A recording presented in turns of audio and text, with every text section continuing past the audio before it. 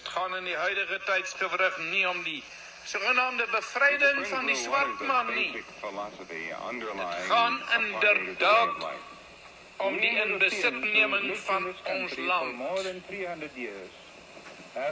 Daar is magte met begeerige oë, gerig op die natuurlike rykdom en die strategiese ligging van ons land.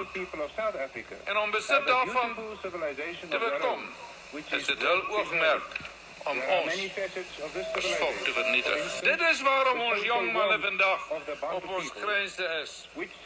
En waarom uw geliefdes moes sterwe. Ter vir die behoud van ons land. Zodat ons kan leef. Dit gaan in the past in this country that has addressed the problems of the majority of the oppressed people. We are saying we are going to address the problems of the people.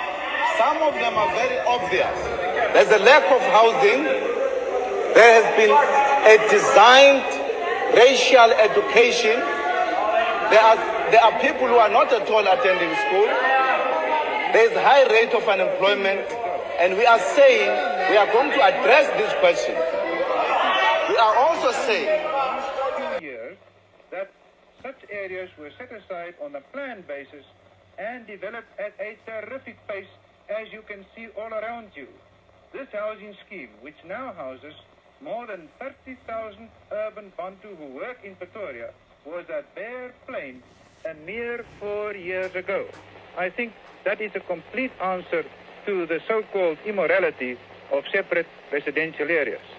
In the political field, we are creating an outlet